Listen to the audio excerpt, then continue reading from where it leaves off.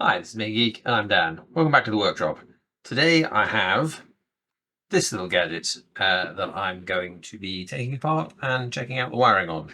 This is a foot pedal for use with my TIG welder. I have for a long time had played with my TIG welder without a foot pedal, just setting the controls to whatever power I need.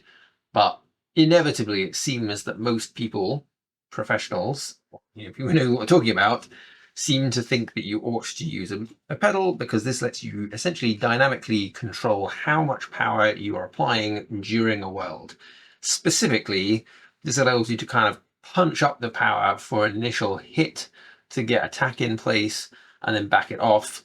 I was doing some experiments recently trying to get better, or indeed able at all, to do aluminium welding, and aluminium seems to be particularly pronounced at this.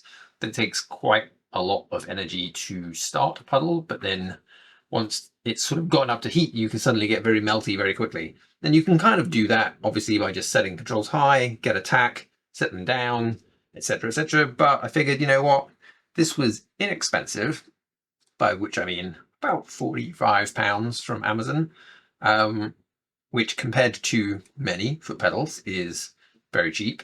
But interestingly, the reviews on Amazon were at least partially full of people saying this will not work specifically with the welder that I have. Fortunately, the people who have gone before me have written detailed information about why, which pretty much boils down to the way the wires are connected between what is essentially just a potentiometer in here to the machine is kind of woods as far as the machine is concerned. They also commented that there are some quality issues perhaps with the welding, with the soldering. So I'm going to take this apart right now and we will have a look at what the situation is. So let's bring you...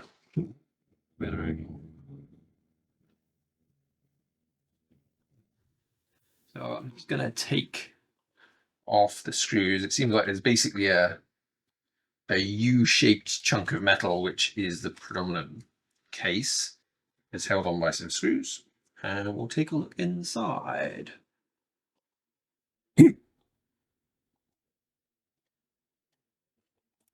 Okay, so I think there we go. Just a basic chassis. There's really not a lot in these things, which is not a huge surprise. Basically, what have we got here? We've basically got a linear potentiometer, I guess, here. When you press the pedal, it just slides up and down on the potentiometer. We have a bolt. Let me just bring you to see if we can get you a...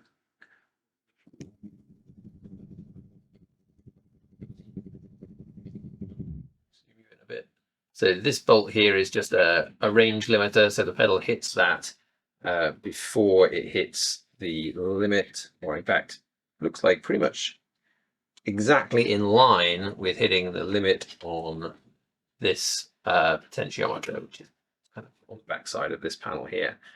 In terms of the soldering, seems reasonable enough. I think I would potentially have been tempted to cover some of these connectors. That is a bit sketchy. Yeah, this side would be very difficult to get you in close enough. This is the main plug that the cable connects into, and this type of plug I've used all over the place on my CNC machine for connections. And they're designed with these little cylindrical holders, I guess. You put the wire in and you kind of melt solder on top. Now, I don't even know how this person has been able to solder these connections on, because they're just like tacked to the outside of those pins in really random ways that do not seem like they would hold up to a great deal.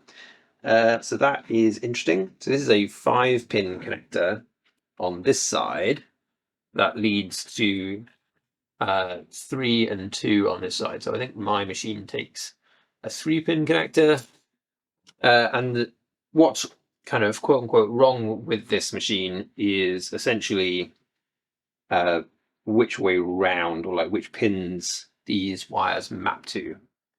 So I need to figure out which which pins I need to adjust. So these are all, I guess, color coordinated. We've got colors on this side and colors on that side.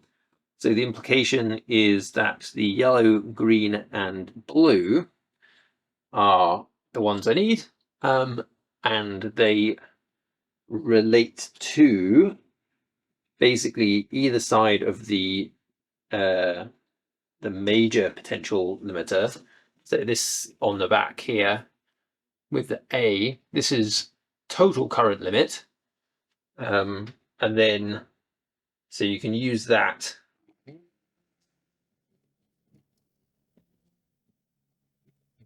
Total current limit, you can use that to set the maximum you can achieve with full down. So you can still kind of keep yourself limited to no more than whatever thickness tungsten you're using is actually going to be capable of taking. So yeah, so I guess that controls the total limits, and then you're kind of divided by this potentiometer. Interesting. And then we've also got a switch. I see how that works. So again, I don't know how easy it is to see in the bottom of here. Maybe that angle is good enough.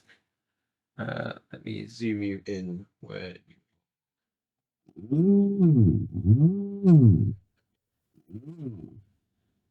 So this has a fairly standard switch. I use these in various limit switch positions. There's a little roller here, so there's a gap in this panel, and this switch is being essentially held down by the pedal when the pedal is closed. And when you lift the pedal, you can hear that click.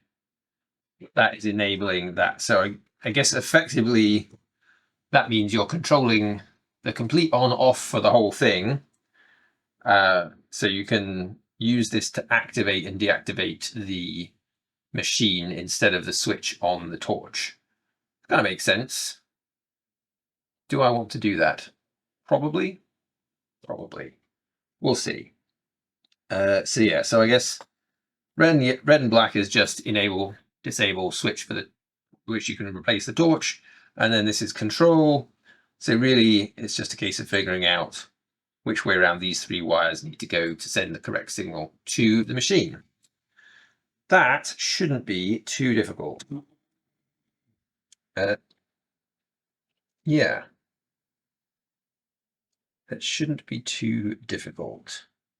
There's no, maybe these cables are a little bit shoddy, but right, I guess, what do I need? Multimeter to figure out which way around things are at the moment, and I'll quickly check the Amazon reviews to see which way round people say I should be doing this. So let me do that, and then I'll get right back to you.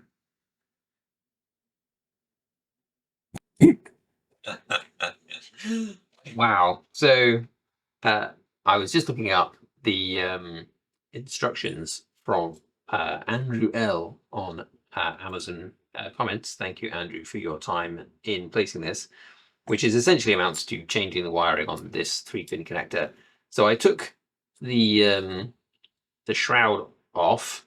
As I took it off, this one, like, yeah, I mean, people said shoddy wiring, but literally this wire was not connected, which would be problematic. The other two, I mean, they seem broadly kind of soldered in, but the green wire is not connected. That's pretty poor. So we're going to re-solder these anyway. So it's really just a case of adjusting the order of these. Apparently the problem with this machine is that the problem with the wiring on this machine isn't super dramatic, but it basically means that when you initially touch the pedal, you go straight to full amps, and then as you push it down, you reduce the amps, which is unsurprisingly the opposite way around to the way you want it to work. So this is really just a case of flipping the minimum maximum input signals on that from that potentiometer so that you get the graduated increase that you want. So I'm going to get the soldering iron heating up. We'll desolder those, resolder them in the correct order so that they actually remain attached. I may also do something, because this casing, like, it has theoretically like a grip for the on the back, but it's not gripping on anything, so there's no kind of strain relief on those solder joints whatsoever, which is not a great design. So we'll see what we can do about that as well, to just make sure that we can't accidentally pull those solder joints loose. I guess, having discovered that problem, I will take this one off as well and check it clearly out. I'll take them all apart, check them all. I won't make you watch me do that, but given the terribleness of that solder job, I should probably at least check.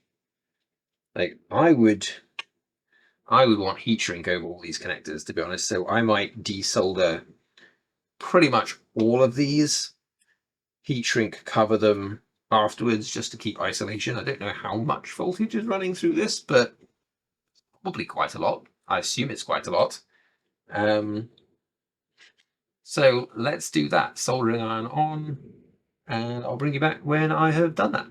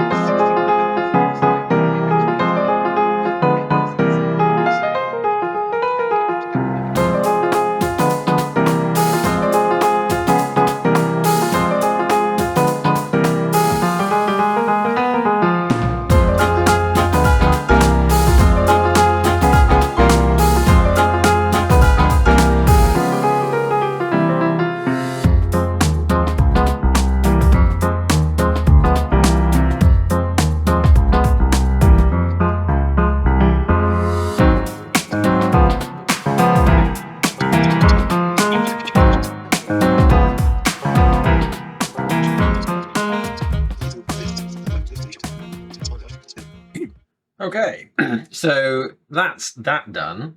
If we bring you in, so hopefully you can see now that all of these connectors into this side of the socket now have heat shrink around them. There's a little bit of overkill probably, but they're also all now actually wires seated properly in the sockets of the pins, rather than just like barely tacked to the sides of the pins. I haven't done anything to the other side yet. I think that's probably okay. We'll see. I think this is enough, having rewired the cable, to put it back together and give it a go. So let us do that now. So this just goes back on here.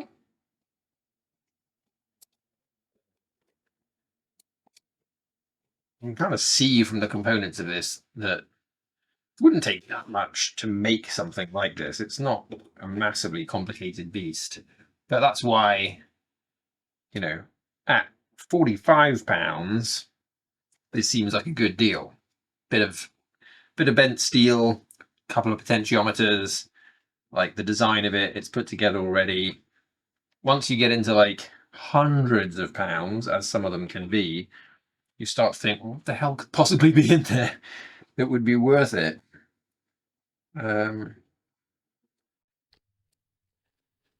So this is the on-off switch, which is currently connected to the switch on the torch, which I will take out.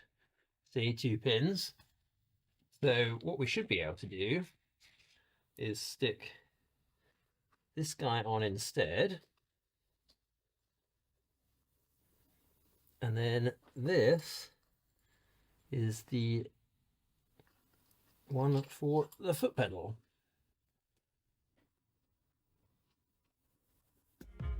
Let's go weld something.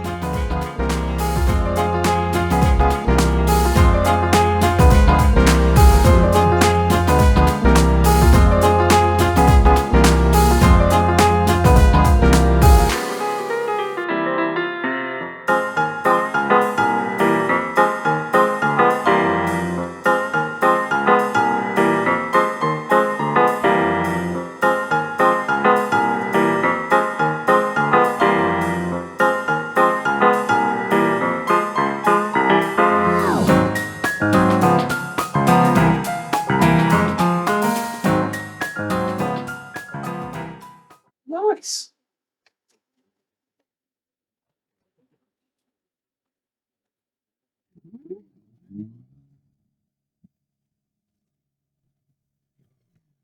Pretty good. Pretty good. Yeah, I quite like it, being able to pulse extra to get things going and control down. Obviously, it's going to take a lot more practice to really dial it in, but initial review does what it says on the tin. The wiring description on the Amazon review is very helpful, very easy to do. I guess I'll see how I get on and report back at some point, but for now, thanks for watching. See you next time.